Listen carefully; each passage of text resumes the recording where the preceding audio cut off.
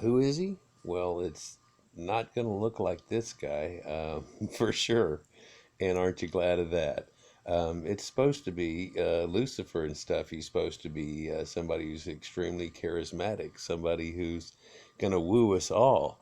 I mean, who would you think of nowadays that really, got everybody's attention and woos everybody with their beauty and their intelligence and stuff? And I don't know, like Elon Musk. I'm not saying he's the Antichrist, people, in any way, shape, or form. Clearly, he's leading us in a good direction that has nothing to do with the devil. So, um, but somebody of that nature that would end up, it wouldn't be somebody that looked like this at all. There's a lot of people also that link, the Pope and say that the Pope is. They've pinned out certain exact popes, these guys that started the whole Dark Age situation and made things worse.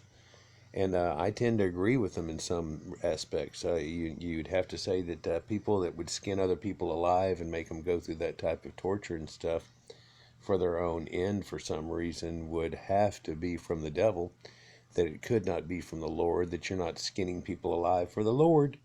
That's foolish. And foolish to think that that happened at one time and that your church is a son of that. That's the father of you. And that you would end up, somehow away from that. Well, sure, a pastor's son can be a biker, with tattoos and stuff and everything. Sure, that can happen, but still, it's the father of it. And I think that we just steer away from that whole situation would be a better situation than that. People wonder, who this devil guy is here and everything that kind of talks out his ass here. You see that? And he talks out his ass, and that he made a pact of paganism with this guy a long time ago, wearing the Dagon hat and doing all the little symbols with his fingers and doing the stuff that all has to do with pagan ritual worship and stuff that's twisted into it. The devil said that he was going to make this guy make everybody worship all of the other bullshit at one time and along with himself. And so now we've got just a bunch of bullshit that everybody's believing in that's all attached to Christianity and stuff. Oh well, we just Christianized it. They had these pagan things, and so we just Christianized it. And we went with December 25th and Christmas and stuff and everything. We just Christianized it, and so you worship on those days and act like you're not worshiping the guy that the day was supposed to be for. Is that what you're trying to tell me? That it now you're just doing a farce? That just doesn't come across with good logic or even a good flavor to it at all. People have tried to pin it on every civilization and things that have happened, anything, it's always coming, here it comes. And it's one of these things. I mean, people have said that it's Egyptians, people have said that it's Rosicrucians, people have said, oh, it's got to be the witches and all that crap from the Dark Ages. No, no, no, it's the Masons. They've got all that stuff with their all-knowing eye. No, you know what? It's the UN. The UN is the Antichrist, and all these things they try to label on. It's supposed to be one person or an entity that has a group and everything, but no. Let's look and see if there's a beginning to this. When you look back at it, there's a lot of depictions of them, of the Antichrist and who it's going to be. And information shows me that it's somebody that's mixed breed somehow, because, or they're confused as hell as to where it's going to go down. Because they say that it's a Jewish person, but then they also say that it's a leopard, that it contains a leopard, something to do with a leopard. And there's a reference to can a leopard change its spots? And an Ethiopian,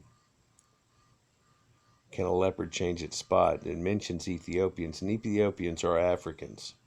So he's going to be an African mixed breed, or Ethiopians also have a lot to do with Egypt. So this is where a lot of people got the Egypt idea, because the leopard skin was kind of put on them as being okay. They're considered to be with leopards and wasps and crocodiles and things like that. That's their ideology and stuff. So it would come from there. But funny thing is that the leopard is known as an Asiatic African creature, that they're Asian and African. And the weird thing about that too is that it was believed in olden times that the leopard was a mixed cat of the black leopard and a lion, perhaps, or something that no longer existed. And you could see that it was a mixed breed because it had black spots and a yellow body, a yellow Asian body, and an African spots onto him. So it's a mixed breed, Asian and African, and he's going to have something to do with Jewishism.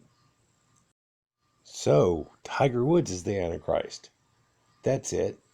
The Antichrist plays golf, the biggest secret of all time, the greatest sportsman of our age, actually out. And the reason he is so good is that he's the Antichrist. That Tiger Woods, no, no, people, no. Okay, okay, hold on. Let's back up. Let's look at this leopard thing.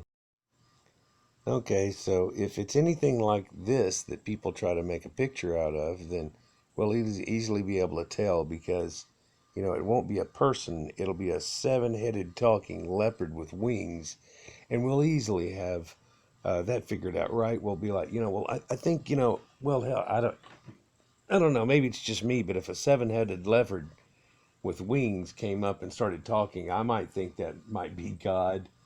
I mean, that's just a joke, people. But so, what does this leopard have to do with it?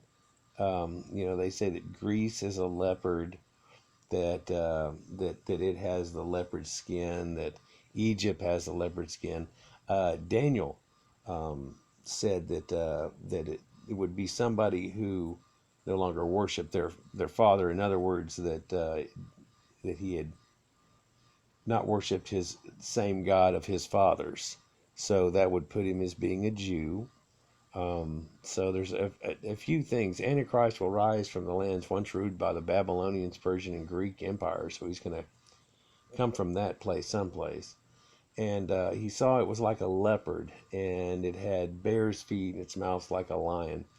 And so you get these representations. And there's a lot of people that have equated this to Rome, and that the fall of Rome was the Antichrist. And that Rome was the Antichrist, that the seven-headed beast are the seven hills around Rome that make it up. And people say that, 95%, 96% of the revelations can be found in the Roman being the Antichrist, that it would put it as Caesar and things like that. And that Armageddon had already happened. There are people very early at AD are telling you that the Jewish revolt of 70 AD, whenever they got killed off, that this was the time that they were kicking in and causing Armageddon.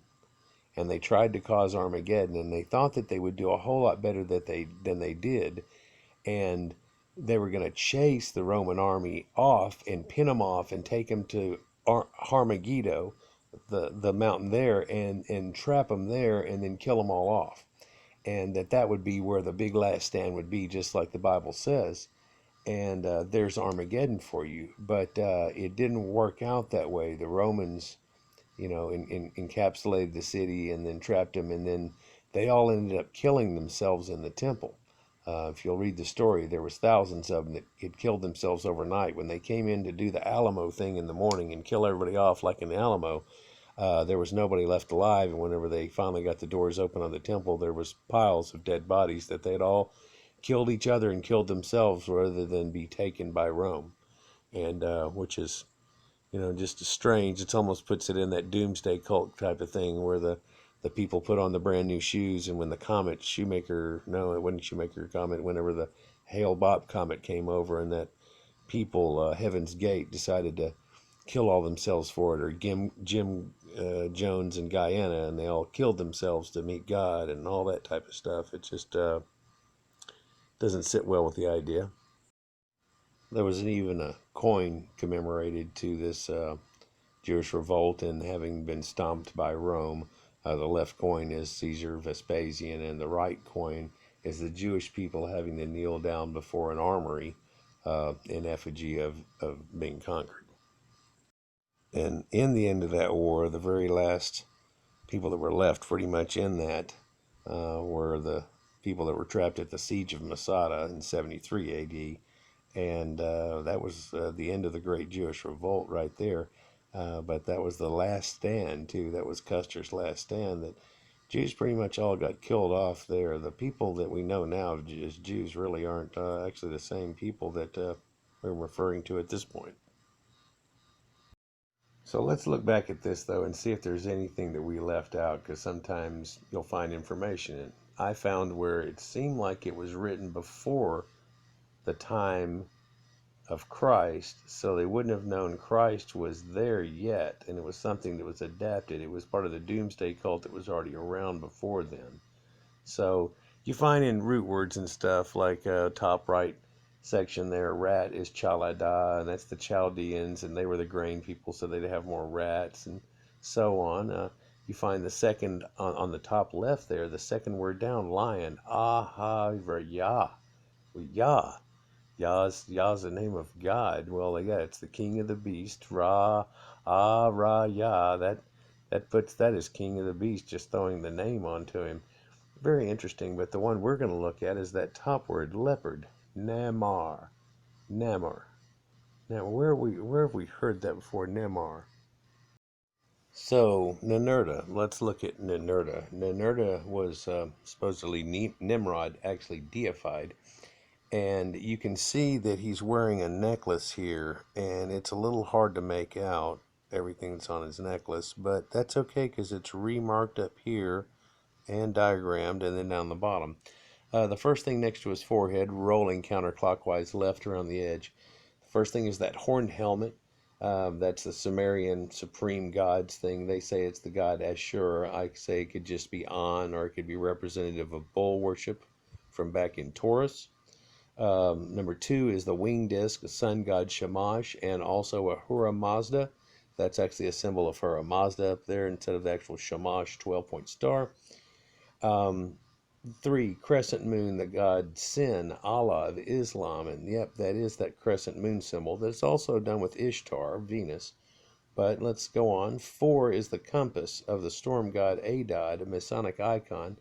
But that also could be related to Enki. Enki was the one that had to make the Mies and put down the tablets. If you'll find oldest tablets he had to help make, where the cities and square everything off and do the things, required the Mies to do it, but he was the one that had the knowledge. Anybody past that point that would have done it would have been using the knowledge put down by him on the Mies, which must look like some kind of computer tablet. Number five there that he's pointing at directly is the star Venus, the god of love and war, Ishtar, or what we know as Easter. And on his chest, there's actually a cross of Horus, or the Maltese cross of the Knights Templars. So here's all the religions, all the things all in one, and he's telling you he's the supreme god of all of these. And here we go with his connections, because he is, Ninurta is compared to Saturn. Ninurta, you can get that. Urta, Saturnus is what they called him in Greeks and stuff. And another odd thing too, the name Ninurta, Nin would be a god, and Urta is real close to Earth. In fact, it's a primordial name of Earth. So all of a sudden, with him calling out all of these, he becomes God of all the earth. And he's also equated with El Elyon, because he's the Most High. And Babylonians and the ancient Sumerians knew about the stars. Everybody knows that. The Chaldeans had the star charts and things, and they knew how high they were up, and the levels of heaven, if you will, that they had demarcated. And the highest one that was visible was El Elyon, and it was farther away than the other ones, and this is Saturn, out past Jupiter. And that there was On, who was losing his crown, and Ea, Enki, losing his crown. They were both in the heavens, along with Kingu, who was pretty much a dead planet as our moon. But So that's Pluto also. But and if you look at Neptune and Uranus, they have a faded ring around them, the halo that's real strong on Saturn at this point, and still an anomaly for man, by the way, to look at that in astronomers. But he said that, or they said that they were no longer visible, that they were up in heaven. So apparently everybody thought that heaven was right there and that he was right there at it, that that's the level that you would find heaven at. And so that's where Saturn worship comes in. And here's where we get that Saturn taking everything over, that Satan, Saturn ends up ruling the world. And to this day, I mean, you found out from my wife, oddly enough, that most Christians and Catholics believe that the devil took over the world until Jesus comes back again. Well, who's that? Well, that's Satan. Well, that's your adversary. But the adversary of God, the Shamash, the Son, was going to be the second thing that could have become a son that didn't. That's what the Babylonians said. We could have had two sons, like quite often there are two suns in a lot of the uh, solar systems we find, and way out. And so this is like the staving off that happened, but then he got to become the ruler type thing. And so it's quite odd, but he's also quite often depicted as having that leopard shoulder piece that he had on, that he had gotten that from Adam and Eve, and then it was Adam and Eve's actual armor that was given to him by God, the skins that God gave them.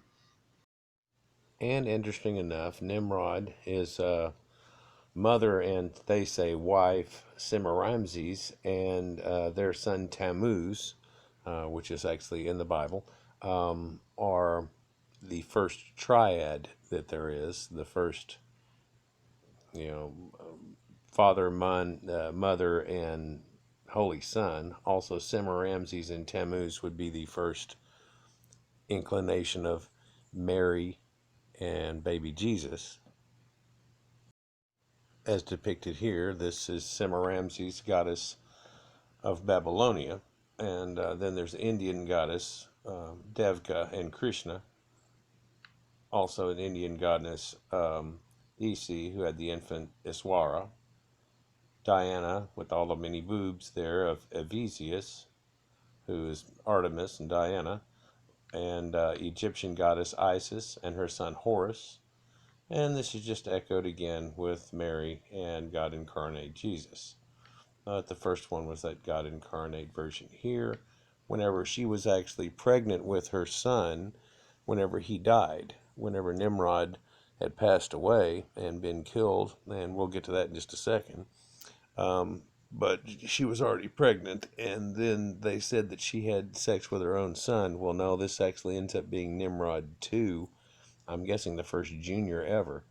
And perhaps that is Tammuz, and they change his name, or maybe then she does have sex with Nimrod 2, and Nimrod 2 begats Tammuz.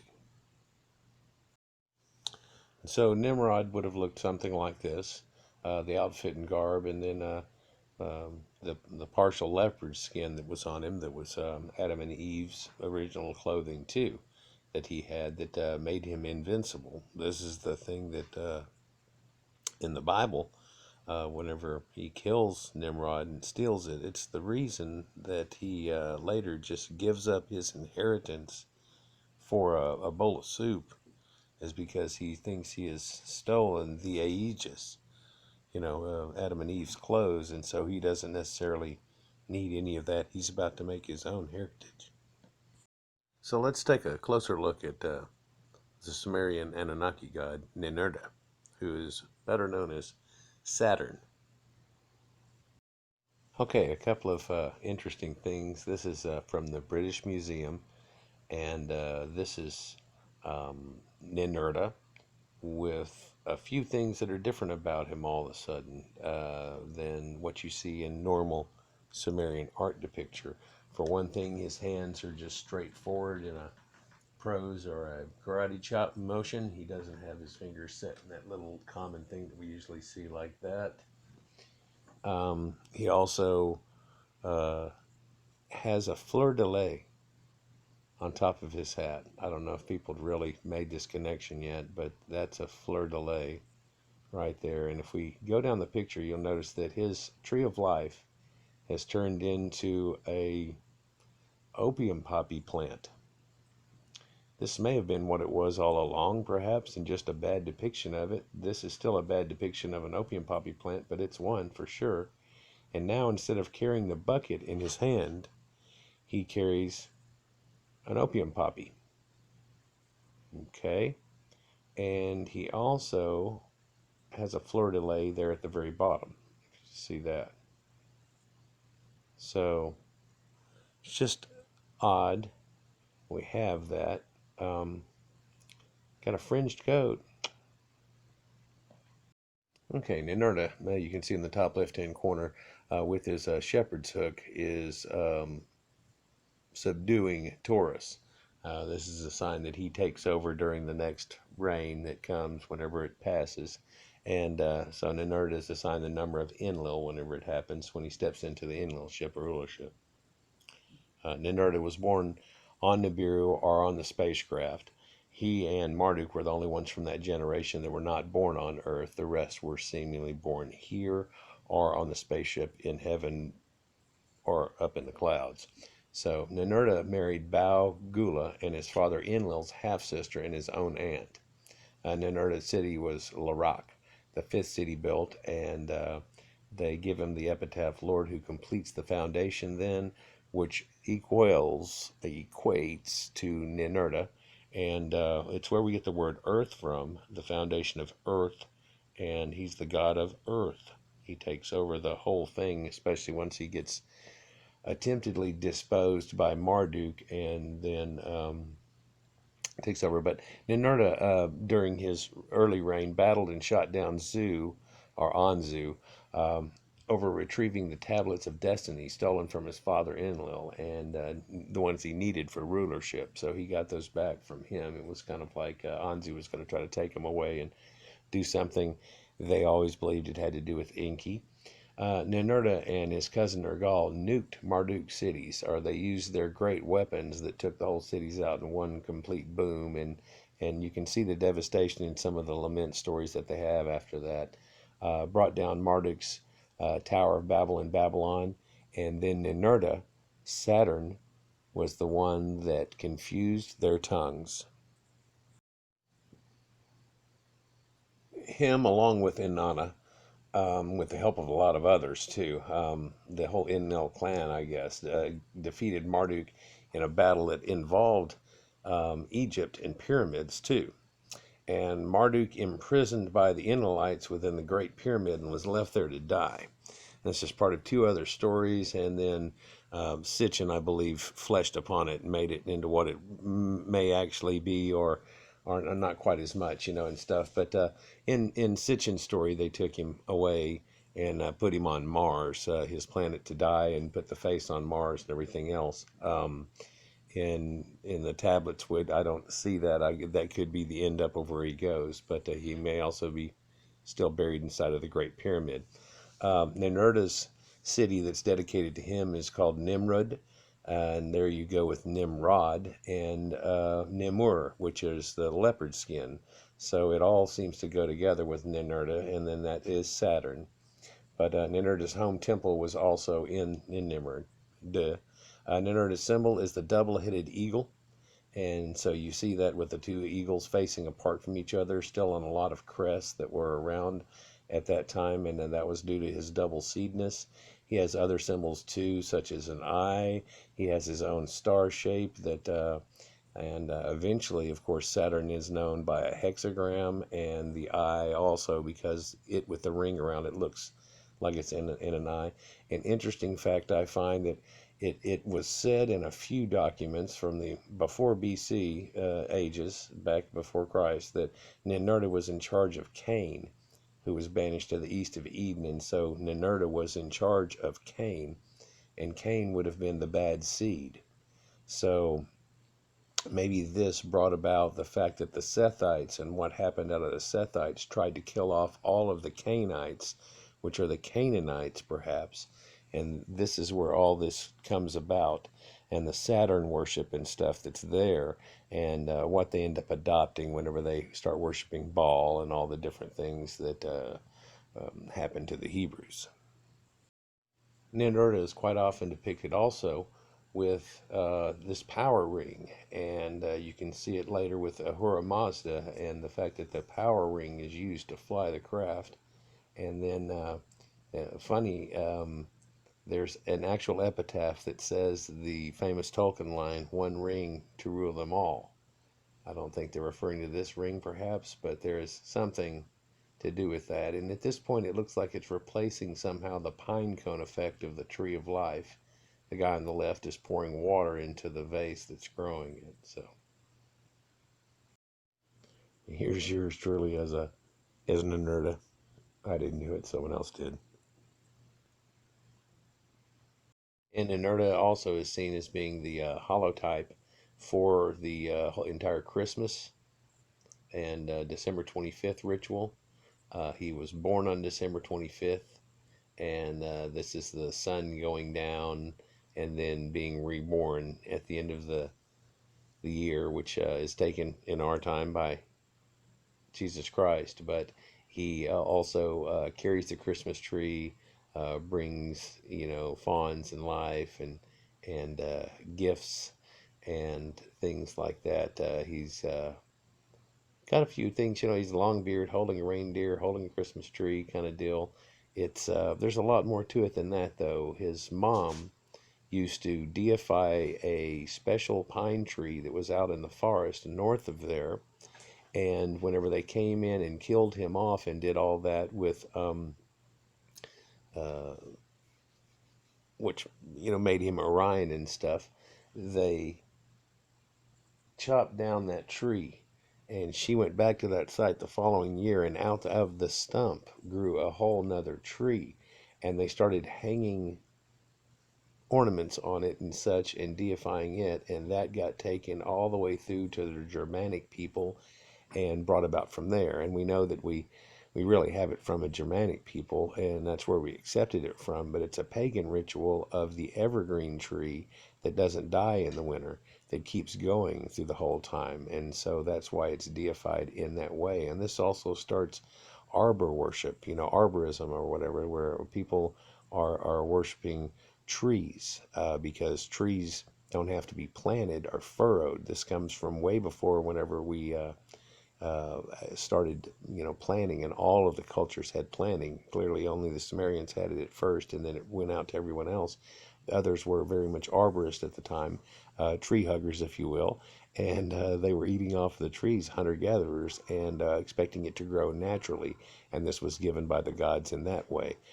So it's a different way of looking at foods, also, too, something that you have to reap and sow versus something that was just given and came out and multiplied at certain times of the year that you knew. Okay, let's look into Saturn here, straight up off of a website, Encyclopedia Britannica, and Wikipedia has it from there. Saturn is a god in ancient Roman religion and a character in myth as a god of generation. Now, this is going to be like generations of people.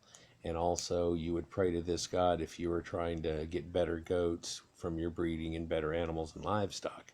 He gets involved quite a bit because of these things. Let's stay on this one for a second. So you would pray to him to have that non-blemished goat, things like this and stuff. And of course, sacrifices would go to him of ones of those, so he would bring back many. He is also known as the god of dissolution. This is rendering. This is alcohol, beer. This is wine. This is something rendered over time.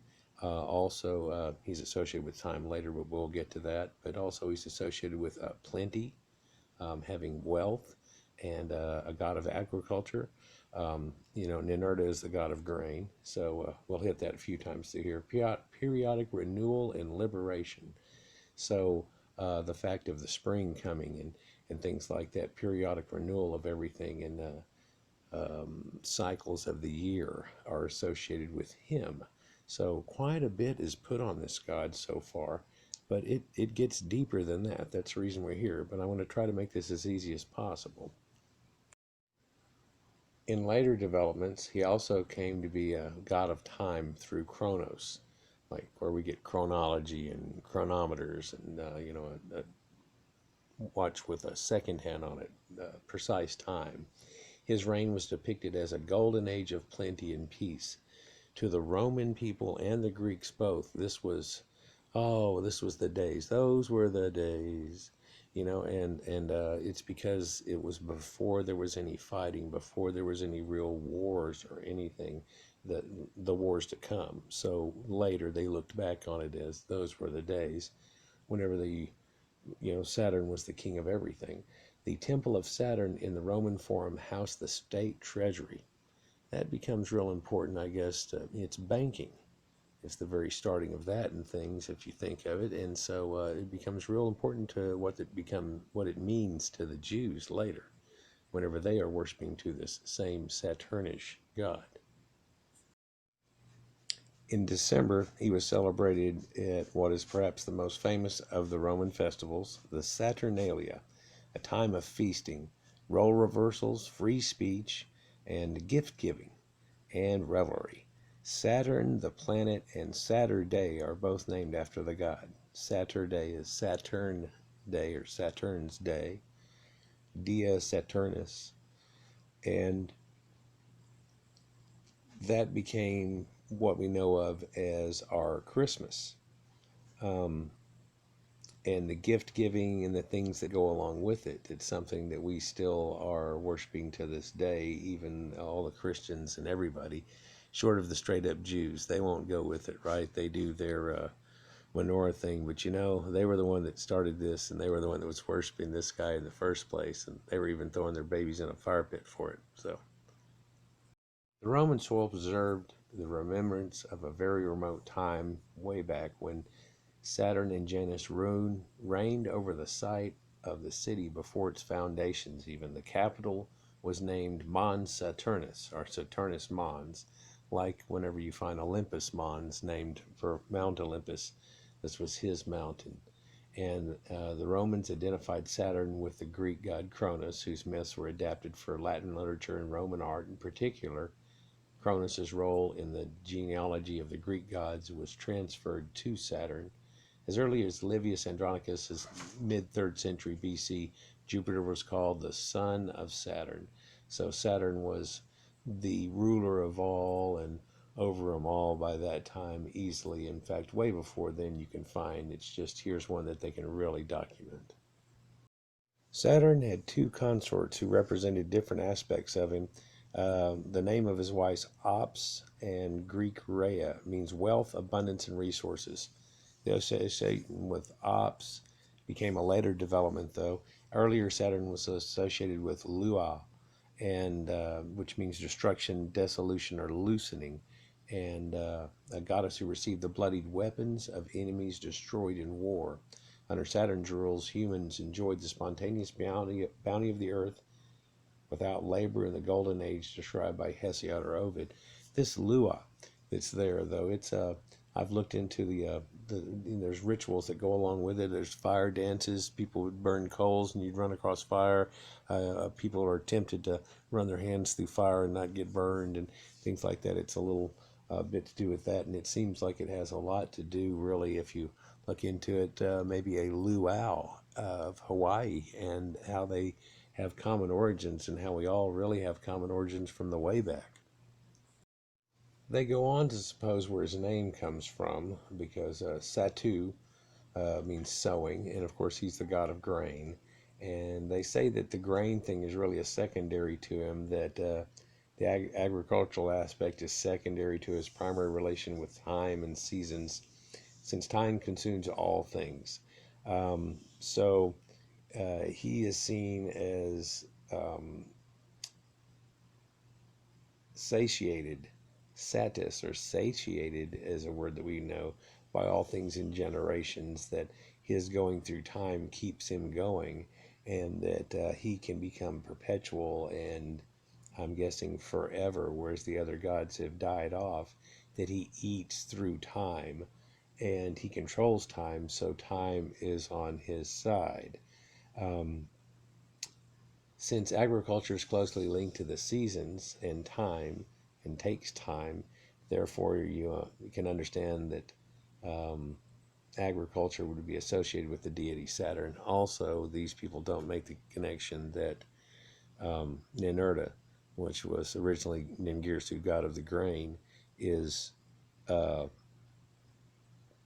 of course, going to be god of agriculture. And so that's where that actually comes from.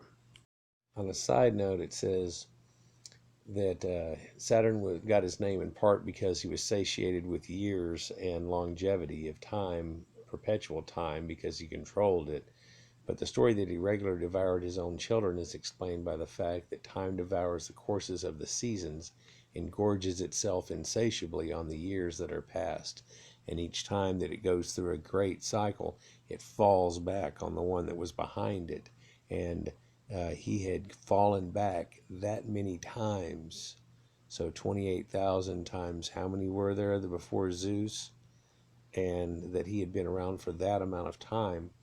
Now, whenever he related that, whenever that was related from an old historian around 350 BC, he said that the person he was talking to was apparently impressed, and he said that we were on our third.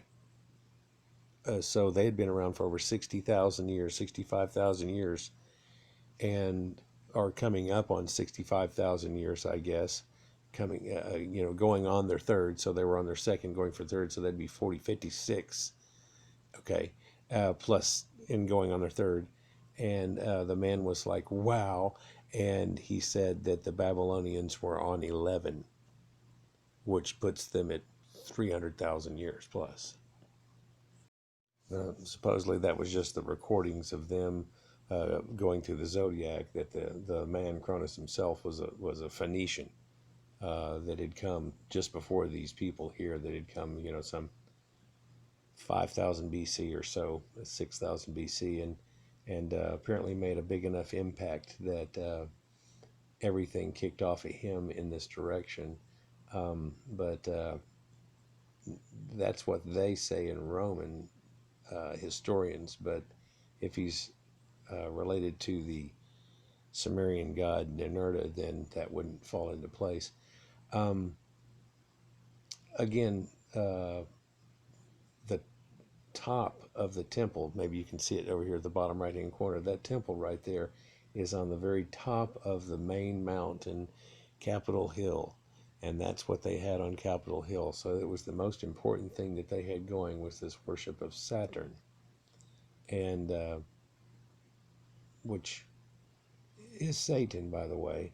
He eats his own kids and does the whole thing and everything. But and it's in the things that are in the Bible that they say that are bad, all these type of things. But anyhow, festival time.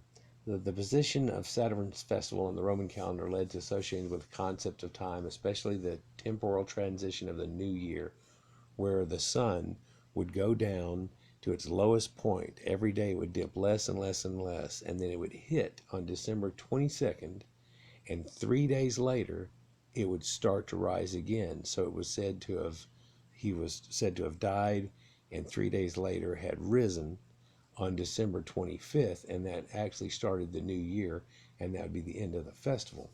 And it's neat that he also contained the scythe. You see him quite often with the scythe, and this is the aspect of Father Time slashing in the old year, bringing in the new year, which antiquity was sometimes embodied by Aeon, which was a little baby new year. But in late antiquity, Saturn is synchronized with a number of deities and begins to be depicted as winged and as Kairos, and the timing or the right time of things.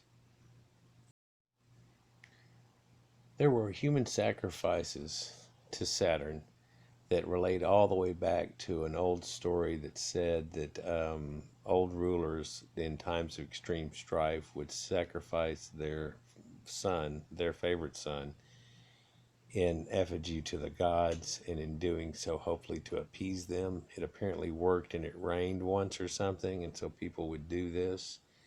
And sacrifices to Saturn were performed according to a Greek rite, which means ritus gracious, with the head uncovered, in contrast to those of the major Roman deities, in which were performed with a hood over the person whenever they kill them, like they put the hood on an executioner type style. Saturn himself, however, was represented as veiled, as example in a wall painting from Pompeii that shows him holding a sickle covered with a white veil. So it's looked as being a reverse on his effect, that he does it the other way than all the other gods, that he wears the executioner hood, that he is death or whatever, and he wears the executioner's hood, and you don't wear a hood.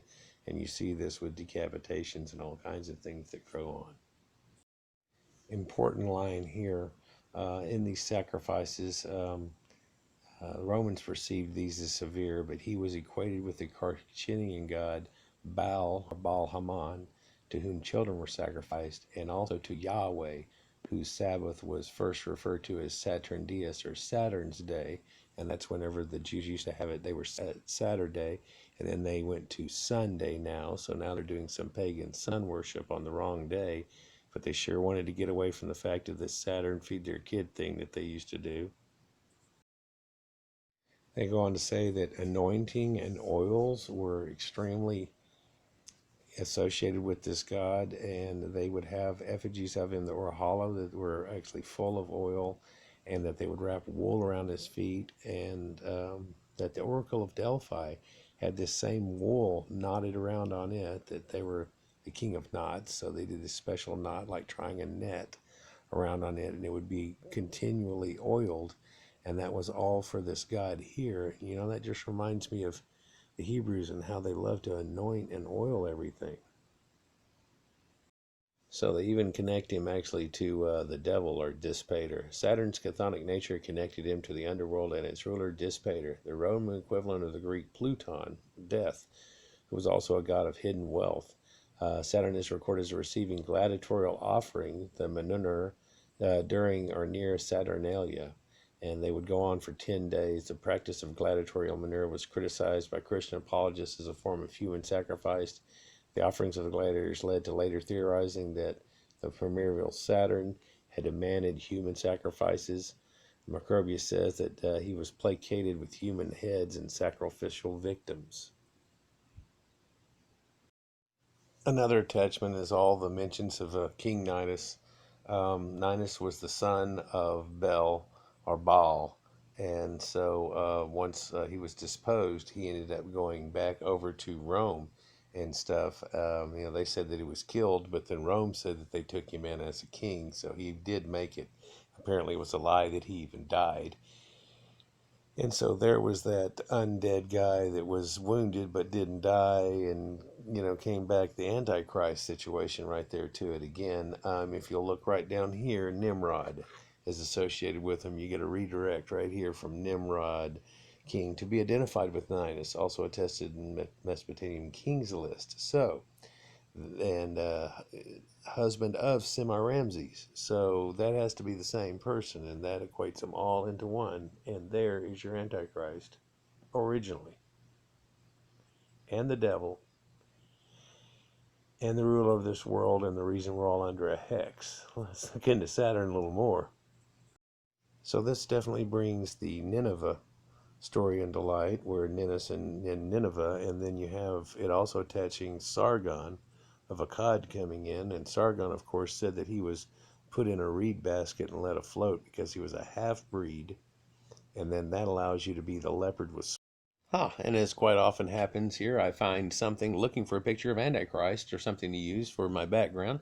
I find this going on where this Oriental man here, that is a theologian and a PhD of theology, and he has shown everything here that's the same as what we're talking about. He shows where in Daniel 11:37-8 it says the God of his fathers, so he's Jewish. So the Antichrist is going to be a leopard, and then he's going to be African descent or Asian African because of that leopard. And Hebrew, the leopard is Nemur. And so that's Nimrod. And Nimrod was a son of Cush, which is from Ham. And if you look at a leopard, I don't know if it quite shows over here. If you look at a leopard has yellow skin, which would be Shem or the Oriental people, black spots from Ham, so the black people from Nimrod and the thing, and white belly from Japheth. Now, Nimrod is said to have come that his father was a African man. His mother, the story goes that his mother put him in a reed basket. This is Sargon. Put him in a reed basket because he was a half breed of perhaps a Babylonian and a African, and that they were more of the Caucasian skin. So that would put together and give you somebody with yellow skin, black spots, and the white belly of Japheth. But again, he's supposed to be a Jew, a Syrian, and an African, and that does put it under that also. So he has it together on this, and that shows you that they have already had their Antichrist. And so Cronus, or Saturn, this god that seemed to spin the zodiac wheel and make it through it, and the one that controlled time, ended up turning into Father Time, who ends up being our Ancient of Days, the old gray man with the beard, and that is Saturn, but also Satan and the Antichrist.